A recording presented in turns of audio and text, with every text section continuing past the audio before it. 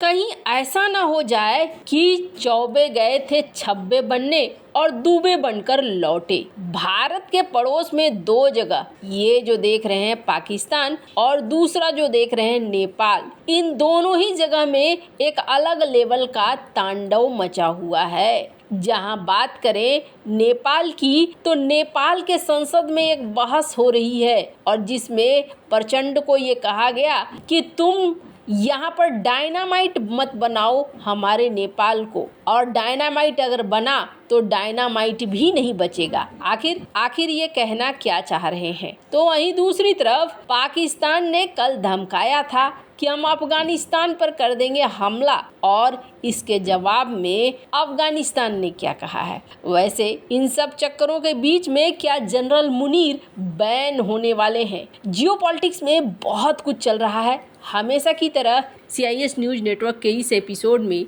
जानने को मिलेगा बहुत कुछ। आइए जानते हैं इन खबरों को विस्तार से। स्क्रीन पर देख रहे हैं नेपाल भारत का एक ऐसा पड़ोसी जो काफी लंबे समय से भारत के साथ था और आज भी है, लेकिन नेपाल कभी कभी इधर उधर हो जाता है। अभी नेपाल भारत के लिए महत्वपूर्ण क्यों है, तो इसको ऐसे समझिए कि ये जो एरिया है, ये एरिया एक बफर जोन है चाइना और भारत के बीच में। चाइना के जो मंसूबे हैं 5 फिंगर वाले मंसूबे, उस 5 फिंगर में एक फिंगर नेपाल भी है, दूसरा फिंगर भूटान भी है। तो ये दोनों देश चाइना के लिए बहुत ज्यादा मायने करते हैं।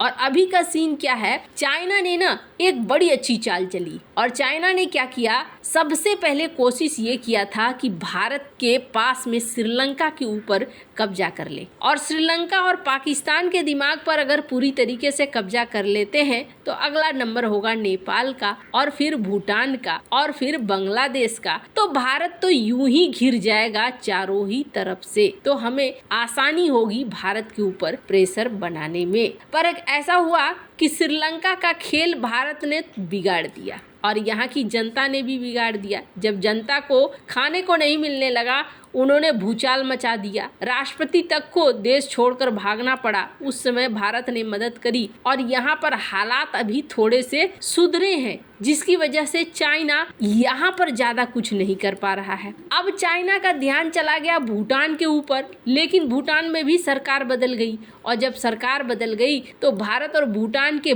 बहुत ही अच्छे रिश्ते हो गए। भारत ने भूटान में कई सारे बड़े प्रोजेक्ट की भी घोषणा कर दी। रह गया नेपाल को लेकर अभी चाइना बहुत ही ज्यादा एक्टिव है। कितना एक्टिव है इसका अंदाजा आप ऐसे लगा सकते हैं। स्क्रीन पर आप तस्वीरें देख रहे हैं, जो उप विदेश मंत्री हैं चाइना के, ये यहाँ पर पहुंचे हुए हैं, यहाँ सबसे मुलाकात कर रहे हैं, और सबसे मुलाकात करते हुए यहाँ पर एक रणनीति बनाने की कोशिश कर रहे हैं। कैसी रणनीति? जैसे कि विजिट नेपाल 2025। अब ये क्या रणनीति है? इस रणनीति के द्वारा ये अपने लोगों को कह रहे हैं कि ज्यादा से ज्यादा चाइनीज टूरिस्ट नेपाल में आइए 2024 में, 2025 में। वैसे ये माना जा रहा है, खुद इस आर्टिकल में भी कहा जा रहा है, विजिट नेपाल 2025 क्या चाइना का इनिशिएटिव है या एक जाल है? एक तो अगर चाइना के ज्यादातर लोग यहाँ आएंगे, उसके बाद क्या होगा? क्या ये टूरिस्ट बनकर आएंगे या कुछ और बनकर आएंगे? कई तरह की दिमाग में हलचल मची हुई है लोगों के। लेकिन चाइना यहाँ पर अपने प्रभाव को बहुत तेजी से बढ़ा रहा है, और वो भी कब? जब नेपाल के पास कई सारे एक्सपीरियंस पहले से है।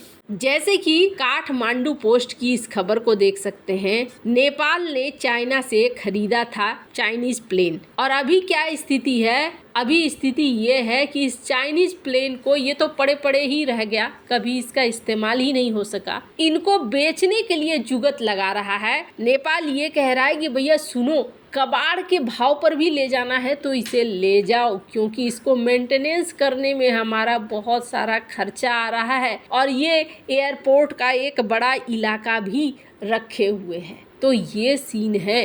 नेपाल के पास बहुत सारे एक्सपीरियंस भी हैं। इसी क्रम में नेपाल के संसद में बहस हो रही थी, और इस बहस में प्रचंड को कुछ बातें कही गई नेपाल के सांसद के द्वारा, और BRI प्रोजेक्ट को लेकर कहा गया। नेपाली सांसदों ने प्रचंड को कहा कि आप नेपाल को भारत और चीन के बीच में बारूद मत बनाइए। नेपाल के विपक्षी सांसदों की ये टिप्पणी इस समय हो रही है जबकि उप विदेश मंत्री सन वेइदोंग काठमांडू की 3 दिनों की यात्रा पर गए थे। ज्यादातर नेपाली कांग्रेस के सांसदों ने चीन के BRI प्रोजेक्ट पर सवाल उठाए और सरकार से BRI रूपरेखा समझौते को सदन में पेश करने, इस पर चर्चा करने की बात कही। गुरुवार को सदन में बोलते हुए पूर्व विदेश मंत्री और नेपाली कांग्रेस के नेता NP सऊद ने कहा कि सरकार को BRI के बारे में जो भी चीजें हो रही है, जो डील हो रहा है, वो संसद में रखना चाहिए। उन्होंने विदेश नीति पर गंभीर सवाल उठाए और इसी बीच उन्होंने जो कहा वो काफी बड़ी चीज है। उन्होंने कहा कि देखिए, भारत और चीन के बीच में ना बारूद मत जलाइए। अगर आप डायनामाइट बनाएंगे तो बहुत मुश्किल हो जाएगी। उन्होंने याद दिलाया कि दिवंगत महाराजा पृथ्वी नारायण शाह ने कहा था कि नेपाल 2 चट्टानों के बीच यम है। ये यम जीवित और गतिशील था। अब सरकार दोनों देशों के बीच डायनामाइट फिट करने की कोशिश कर रही है। पूर्व नेपाली विदेश मंत्री ने आगे कहा कि अगर ये डायनामाइट फटेगा तो ये चट्टानों को नुकसान पहुंचाएगा, लेकिन डायनामाइट खुद भी नहीं बचेगा। उन्होंने कहा कि एक तरफ प्रधानमंत्री चीन को संदेश भेज रहे हैं कि BRI पर हम आगे बढ़ेंगे, दूसरी तरफ भारत को कह रहे हैं कि हम BRI को लेकर अभी कुछ ज्यादा प्लान नहीं कर रहे हैं। ऐसे तो हम विश्वास ही खो देंगे।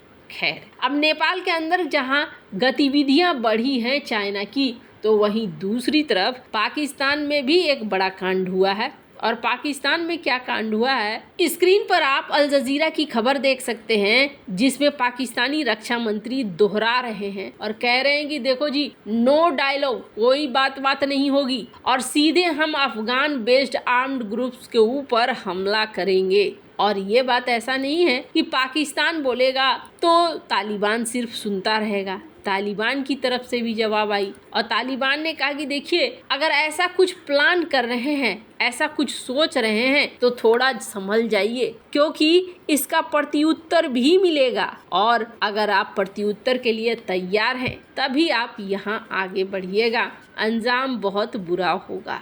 हालांकि पाकिस्तानी रक्षा मंत्री के बयानों का उनके अपने घर में भी विरोध हुआ है। उनकी संसद में भी इस बात को कहा गया कि आप जो ये कह रहे हैं, ये ना एक तो बहुत बड़ी लहर लेकर आएगा आतंकवाद की, और दूसरी बड़ी बात है कि अफगानिस्तान के साथ हमारे रिश्तों को भी खराब कर देगा। अगर पाकिस्तान की बात करें ना, तो इस वक्त ये मुल्क इस तरीके से फंसा हुआ है। स्क्रीन पर एक आर्टिकल देखिए, कहा जा रहा है कि पाकिस्तानी आर्मी चीफ असीम मुनीर को बैन कर सकता है US, क्योंकि US में प्रस्ताव आ रहा है। इनके मानव अधिकार के आरोप लग रहे हैं, इन पर आरोप लग रहा है कि चुनाव में भी धांधली हुई है। ऐसे सीन में जहां आर्थिक तौर पर मजबूती नहीं है, अमेरिका भी यहां पर साथ खड़ा नहीं है, विरोध में खड़ा है, ये इस तरीके के ऑपरेशन चला रहे हैं। वैसे आपको क्या लगता है, क्या ये ऑपरेशन सफल हो पाएगा या नहीं? कमेंट कर अपनी राय जरूर बताएं। जल्द मिलते हैं अगले वीडियो में नई खबर के साथ।